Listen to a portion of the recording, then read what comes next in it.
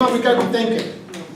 You can be like, Any saint, there's thousands and thousands and thousands of saints. Every time you're in church, you hear about them. I'm just thinking of random St. Louis. St. Louis. Maybe. When you go to church, what names do you hear? I don't know. Like, I just go there and I don't listen, but now I'm like listening more. Good, good. That's what we're trying to accomplish. Because most of the time we go to church and we don't listen. But we want you to listen and pick up, I don't care if it's a little crumb that you need to start picking up on. A lot of times it don't make sense because we haven't taken the time to prepare for it. Give me a saint. Who was Jesus' dad? Jesus, Dad, Holy Spirit, Holy Spirit. Physical dad. Oh, Joseph. Joseph, adopted dad. How Okay. about- Saint Joseph. There's Saint John. Oh yeah, I hear about him in church all the time. Saint John Christ. of- Now give me another saint. I got one. Saint Paul. You had your chance. Hold on. Yeah, man. That's what Wait, you're is Mary a supposed to do. saint? Yes! Oh my God! The mother of God wouldn't be a saint? Saint Mary. Saint Mary. Oh man, mind blown. Hail Mary, full of grace. The Lord is with thee. Huh? He was trying to finish the prayer. Okay, give me another saint. Saint Benedict. I got one. Saint John Christ of I don't know. Saint John Chrysostom, yes. Give me another name. Saint Matthew, yes. What did he do? Oh, come on. Where'd you get the name from? Saint Francis. Why is he in there? He wrote the Gospel of Matthew. Saint Francis of Sales. Another name. Saint Anthony. Okay, what did he do? When we learn of a saint, and we should study saints. The reason I'm bringing this up is because we should study saints. Because if we want to be up here,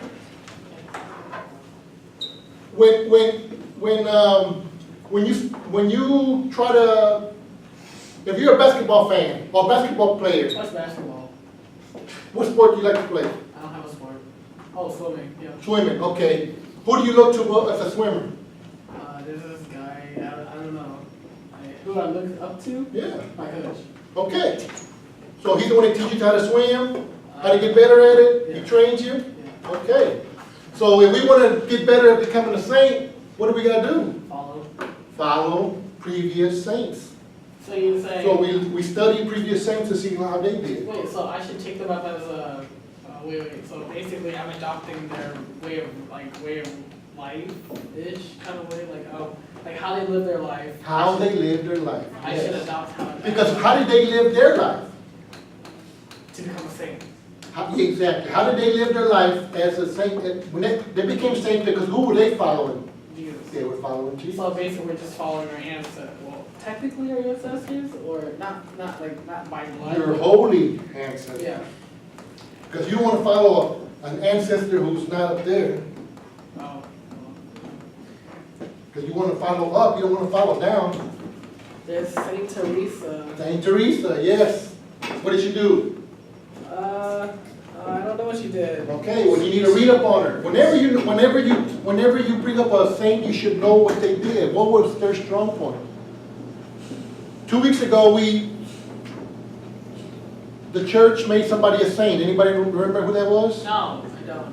Wait, where? Here? 2 weeks ago. Anybody? Oh, I wasn't. We had a new saint added to the saints. She worked in India. India. Oh. She took care of the poor, the sick. I know this. We were talking about it. Yes. And you should talk about it. Start with an A, right? No. It was on the news too. And I don't even remember it. It was a she. Yeah, she was really old. Yes. She died too. You can't be made a saint until after you die. So that's kind of a prerequisite. That was a martyr.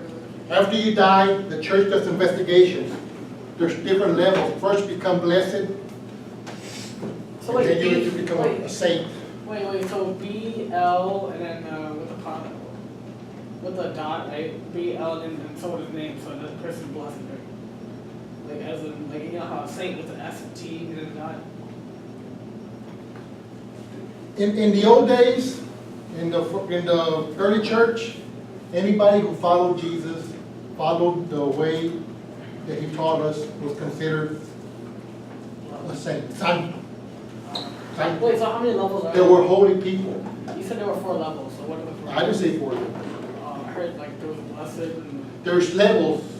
First you become, okay, in the early church there was, you just holy. If you were holy, you were called a saint by that local church. Yes. There were so many saints it got out of control. So now the Vatican keeps a little control on the process for becoming a saint. And so first, when somebody recommends you, they study, you become blessed. You got to have something like 2 miracles accredited to you to actually become a saint. I'm not sure exactly the details, but there's level. So give me a saint name. Saint Christopher. Saint Christopher. What do you know about it? I don't know, it's just a middle name. Ah. Okay. Now we all here, when we go to get confirmation, you know you're gonna take up a saint's name, right? Ooh, is there a German saint? Does everybody know? What? That you take up the name, Yeah. your confirmation name will be a name of a saint. Brother was saint here. I guess. So what you guys should be doing, I regret that nobody took the time to tell me this, because y'all got about 1.5 to 2 years before y'all get confirmed. Y'all not even in confirmation classes yet, so it'll be at least 2 years before y'all get confirmed, right? Y'all need to be studying saints. Read up on saints. Because you're gonna, what does a pope do when they become pope? Do they keep their own name? No, no. What do they do? So they keep, like, say, Pope, and then they're saint. They choose a saint's name. So they just throw away their name and they put their name as a saint name. Well, as they fulfill the role, church role of pope, they choose a saint's name. So they fully commit their whole life into a saint, and then they use that saint to be, to add a level to it, to be a pope, and then the saint name, right? That's one of the reasons why we ask y'all to study saints, because like St. Francis had he felt real close to St. Francis. So he chose that name. Wait, that means that they can be similar to our daily lifestyle right now. You want to choose somebody who you have a connection to. But how are you going to find out if you have a connection to a saint or not? There's 1,000 saints out there. Tens of thousands. 10, oh, okay. So you got to read on saints and find one that you like. You got to, somebody you relate to. You had a question? What's that? This is not confirmation too. No. Are you looking for confirmation too? You need to talk to Alex when you get out of class. This is 9th grade. So are you in 9th grade? Oh, You're 11, so you're in the wrong Wait, class. whoa, he was here for, oh, okay, hi. You've been here for 2 weeks, so this is the second week.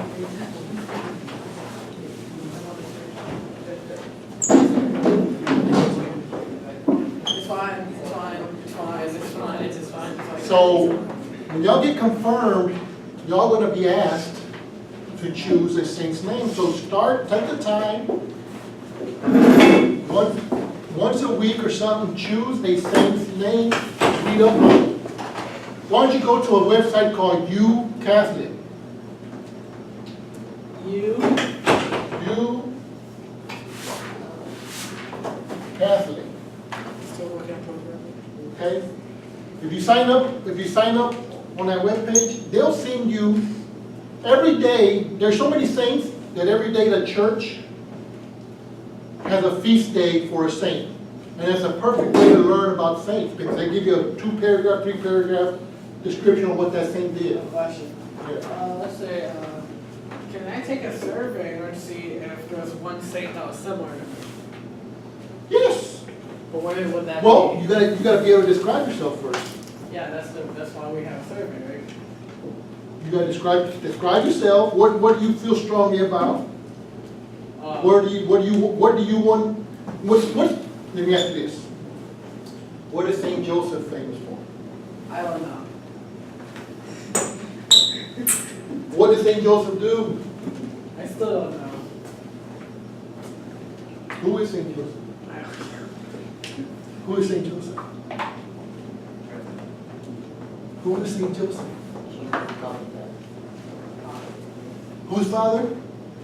Oh, St. Joe. Oh, the Oh, father. light bulb! Oh, I remember now. Okay. Come on, guys! Hey, man.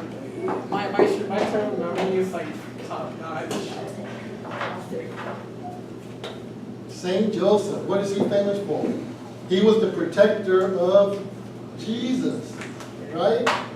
He was in charge of taking care of Jesus. When the King Herod came looking to kill him, what? They ran away. The angels came and told him, leave, take the child with you, go to Egypt and hide. Retreated. What is Saint Francis? Francis. Francis.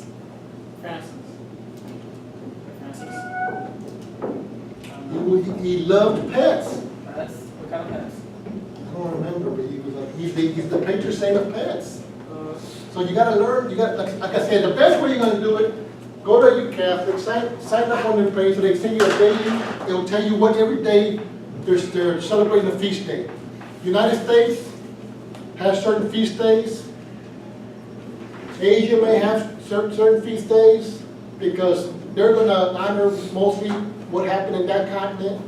In another continent, Africa, will have their feast days, because they're gonna honor what's in those, for people who were saints in that area. But that's one way to find out about saints. You read 2 or 3 paragraphs every day, and when you read something on somebody that touches your heart, do a little more research on them. That may be the name you choose. So y'all guys got about 2 years to read up on saints, find somebody you like, so that when you accept that saint name as your own, when you get confirmed, you can use that saint to follow in his example that he gave. So does everybody understand saints now? Yes. Any question on saints?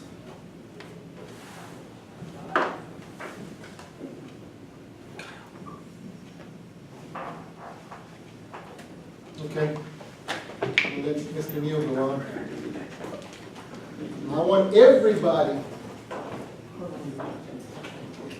Can I go to the bathroom?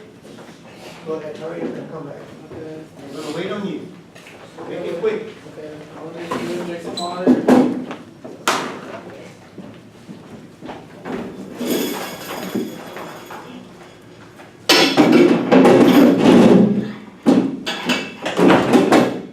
All right, so while he's getting back, I want to ask each of you all the same question. Why are you here? You're talking about this class. Why are you here? To learn what we created. No, I'm asking you. I'm not asking you to give me a reason why you think. What is the real reason you are here? To be honest. Yes, Wait, don't speak out of turn. Let everyone have a chance. I want him to answer. You'll have to look inside your heart and in your conscience and ask yourself, why am I here? Why? Why are you here? Why are you here at 7:30 in the evening on a Sunday night when you could be watching TV at home? Or you could be playing b-ball with your friends? Or is it because your parents are forcing you to be here? Don't say those things. No, you have to say those things. That's why I want to know. Why are you here? Do you even want to be here? Do you all even want to be here? Mark, what is your honest answer? Do you even want to be here? Huh? A little bit? What do you think? 5. You don't want to be here. See, he's honest. I mean, hey, there's nothing wrong with that. So I can answer now? Mhm. Okay, so, I don't want to be here. My parents told me to force me to go here so I can probably get a grasp on God, and then I can start liking it more and more and more. Like, So like how they didn't like God at first, right? And then they read the Bible, then it started getting interesting for them, right? And then they started getting hooked on it, and then now they're so religious that that they're forcing me, my brother, to go to Catholic church. Mean parents, huh? They probably just don't care about you having fun, Well, and they're forcing you to sit through 1.5 hours of probably what you think is BS, yeah. right? I mean, honestly, that's the way you all feel, right? Yep. Do you think your parents hate you all so much that they force you all to come over here because they hate you all so much? I mean, they try to give me an opportunity to learn, but it's just that I'm just too ignorant to accept that chance. So what would you honestly say? Why do you think your parents sent you here? Because they hate you? Why do you think they sent you here? Because they hate you? Why do you think your mom sent you here? Or your dad? Why? Because they love you. So if they love you, they're trying to do something that's good for you, not to hurt you and harm you, right? They're trying to protect you because everything your parents do for every one of us, even my mom, even though I have a job and I support myself, but my mom, she always worries about me, right? She's always praying for me. She's always trying to do good for me when she comes here on vacation. She's cooking food, she's in the kitchen all the time, loving me and taking care of me. You know, this is why God gives us parents, because God wants to show us through our parents what God is like. And just how we dish our parents sometimes, and we tell, sometimes you might be talking to your mom and dad really rude, right? When your mom and dad say something to you. Are you always perfect kids, or sometimes you'll answer your mom and dad real rude, bad? And this is the same way that we learn how God feels. When we become parents, we start learning that how we treated our parents. You know, sometimes I stop when my son says something to me and I think to myself, you know what? I'm hurt because my son said that to me. But then I think to myself, you know, wow, that's how God must feel when I treat him this way. Right? So we were talking, when Mr. Ricardo was talking about, who said something that you were kicked out of the garden because defective.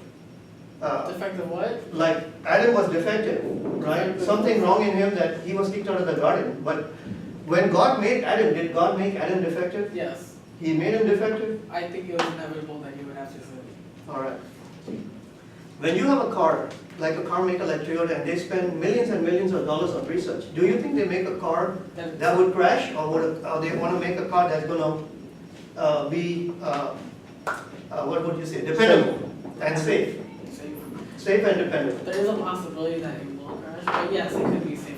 Okay, so now what happens if you buy the car, the Toyota company has checked the car, and you're driving the car and through no fault of your own, something goes wrong with the car and it just stops working. So is that the manufacturer's fault? Surely. Or it Would was, that be a manufacturer's fault? it was the I mean, change. it could have been something that was It was the just change. happened, right? Yeah. It could be something that just happened, but that's not the manufacturer's fault. But what happens now is that the manufacturer has a choice. The manufacturer can say, okay, let me take this car and throw it in the junk and start all over again. Or what can the manufacturer do? Recycle. He would ask for a what? Brand new one. He would ask for a recall, Um, right? And then he'd send a letter out to everybody. He'd send a letter out to everybody that has that same model car and say, you know what?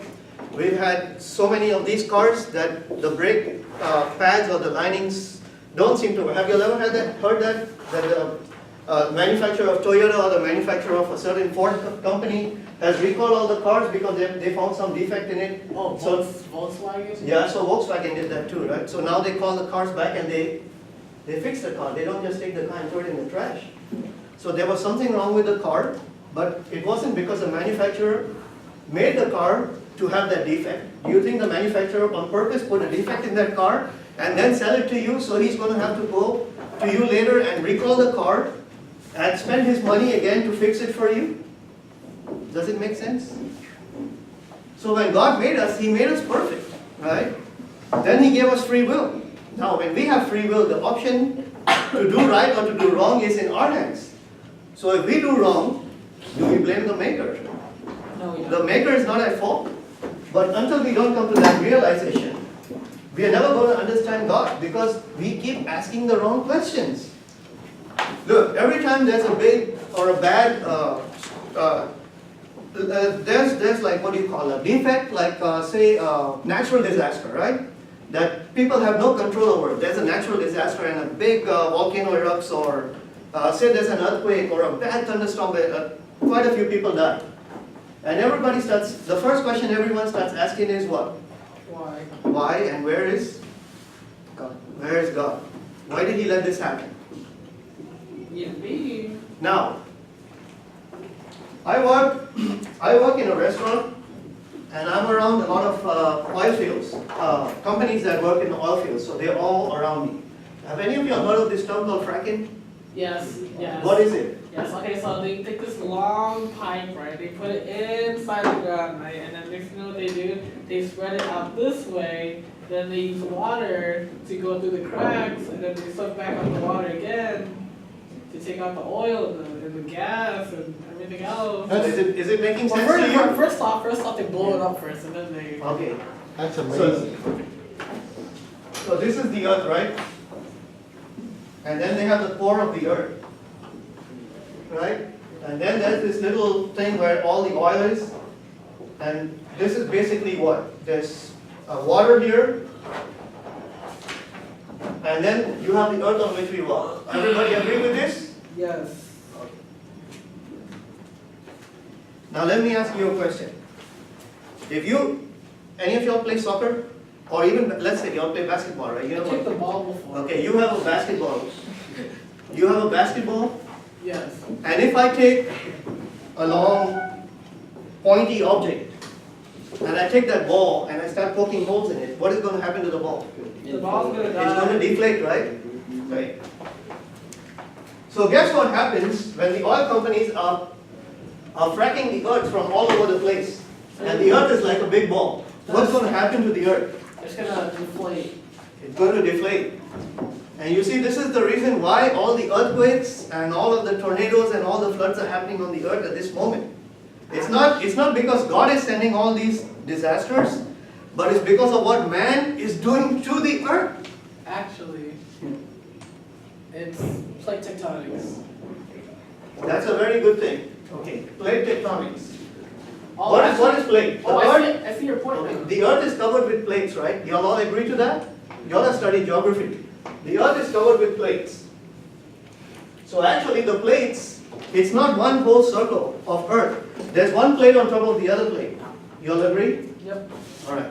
Do you know what the word tectonics, when you go and look it up on Google, you know what the word tectonics will tell you?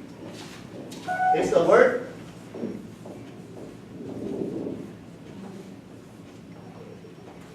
carpenter. Carpenter? And what was Jesus? A carpenter. Jesus was a carpenter and he was the creator of this earth. So go back home and Google it up and look at what tectonics says, what they say about the tectonic plates. So a plate carpenter.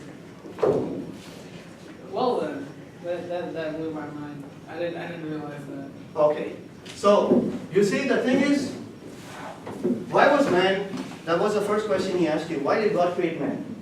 What was our purpose? What was the reason and what was the purpose for God to create man? We were a new species. He was testing us. A test? No. We were like a product. Why do you think God made us? Serve. To serve him? But he already had the angels. It was out of love. He made it out of love. So when God made us, he made us out of love. So what did he expect in return? What were we going to do for him? We did the exact opposite. Believe in him, and what else? What do you think? Why did God create us? Why did he make us? What was our purpose? Look, if I wanna sit down, right, I've got to first come up with an intelligent design of how I would like to sit down, and then based on that, I would design a chair.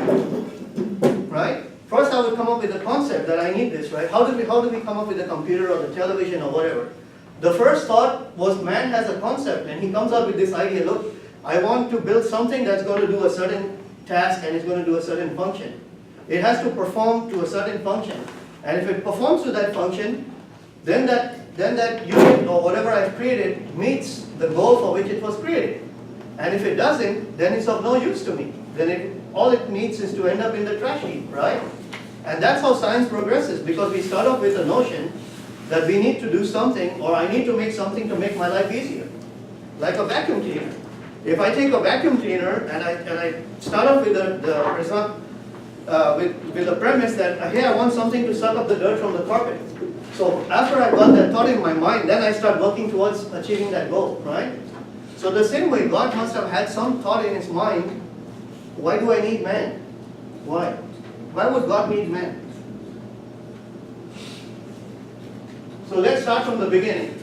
You got to go back to the beginning until this gets in your head. So we are going back to Genesis again. So God has created the heavens and He's created the earth. Okay?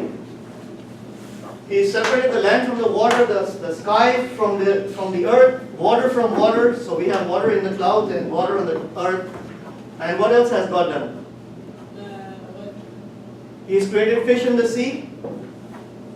And He's created birds in the air and plants and vegetation, and He's created the animals, right? After He's done all this, then He creates man. So what was man's purpose? To harvest those things, to use them as a tool, to live, no? So what is man's purpose? What was man's purpose? This is even before Eve was created. This was even before Eve was created. Now we only have Adam. We only have Adam now. And man was given a purpose. Man wasn't put on this earth to just procreate and make babies and multiply. That was not man's purpose. Okay, even though we think that it is, it's not our purpose. We were not put on this earth just to create and make babies. Question. Yes. Wait, so this relates to the shepherd, right? No? The shepherd how? Because I think the man's purpose was to protect the animals and the earth, right? Yeah, his purpose was to protect the animals, and it was to look after the earth. Like the shepherd, like he looks after the sheep. Like the shepherd would look after the sheep, man's purpose was to look after the earth. So did God give Adam a job before God gave Adam a wife? Yes. Yes? To protect the garden. So all of you guys need to remember that. First you'll need to find a job before you'll look for a wife. Okay? Because you have to be able to support her. So everything has to follow a natural order. Because family costs money. Do any of y'all have girlfriends? Or I do you don't. have a boyfriend? Yes? I'm happy to be single. Anyone girlfriend? You had a girlfriend? Nobody here has girlfriends? I had one. You have a girlfriend? When if you do you like a boy? I mean, you don't have to tell me his name, but I'm just asking you, do you like a boy? We are all at that age. You're all at that age where this should be coming natural to you all now. You'll like some girls and you'll like some boys, right?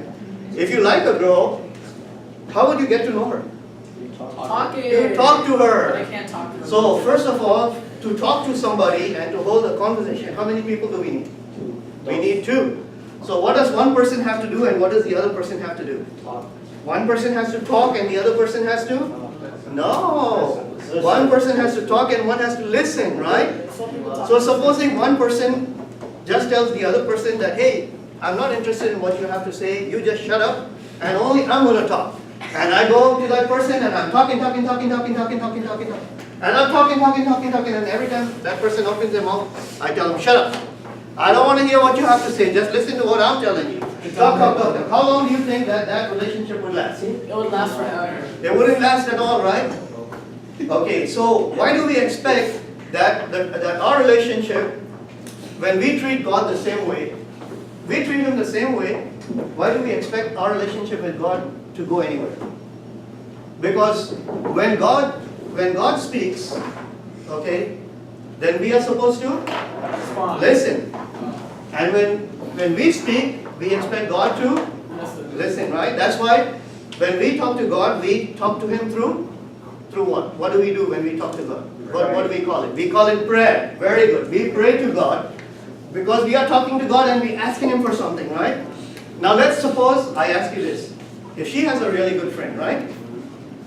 And every time her friend comes to her, and her friend is always the one talking, And then a friend comes and says to her, hey, I like that jacket that you're wearing, can I have it? So she's very generous, right? So she tells her friend, okay, yeah, you can have the jacket. So the next day, they go out to school and hanging out, and the friend says, I forgot my wallet, can you buy me a burger? And she says, okay, I'll buy you a burger. So she buys her friend a burger. And every time that friend comes along, that friend is always asking her for something. And she's always giving it, right? So one day she tells the friend, hey, you know, I'm having a party at my house, why don't you come hang out? And her friend tells her, I have no time. What do you think she's going to want to do with that friend? You're going to cut her off, right? Yeah?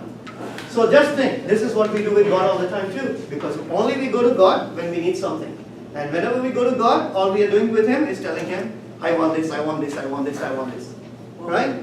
We are praying to Him and we are asking Him. Do we ever ask Him that I want to get to know you better? But we're always saying, if we are in trouble, we are asking for stuff. We are always asking for stuff. Question. And asking for stuff. Doesn't the Bible describes God's features?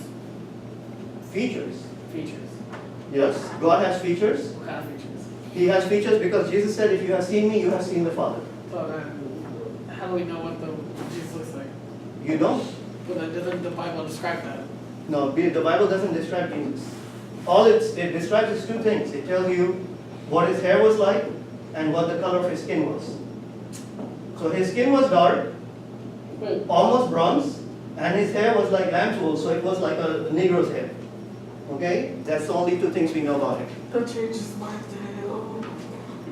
Yes, and if you wanna verify that, you can go to the book of Revelations and it's right over there. Okay? Okay, so it tells you that his skin was the color of bronze, which is African, and his hair was like lamb's wool. So when you touched it, it would be like crinkly and Curly. curly. Okay? Holy. All right. So just it's in your book. I'm not making this up. That's in your Bible. So you know what? When we were talking about Saint Joseph, right? You look at what Saint Joseph. Well, why did Joseph become a saint in the first place? Okay. Here's this guy, and this beautiful Jewish girl that he's in love with, named Mary. She's only about 12 or 13 years old. Yeah, that's how old Mary was. She had just reached puberty. Okay? That's how old. And Mary comes to him and tells him that, yes, Joseph, I love you, but I have someone else's baby, and it's not yours. How would you feel? If you, would you have the guts to go tell the boy you like that, hey, I'm in love with you, or I like you, but I'm having someone else's baby, and it's not yours. But I want you to be with me. What do you think he would do? What do you think he would do? So what happened? So what did Joseph do? What happened? Huh? What did Joseph do? What did Joseph do when Mary told him that she's pregnant with, but it's not his He baby? got mad. What did he do? She's buried. Buried. He cut her off. He cut her off. And then the angel told And then how does he get back again with Mary? the angel dream thing. Yeah, God came to him in a dream and God told him to marry Mary because she is, whatever she's telling him is the truth.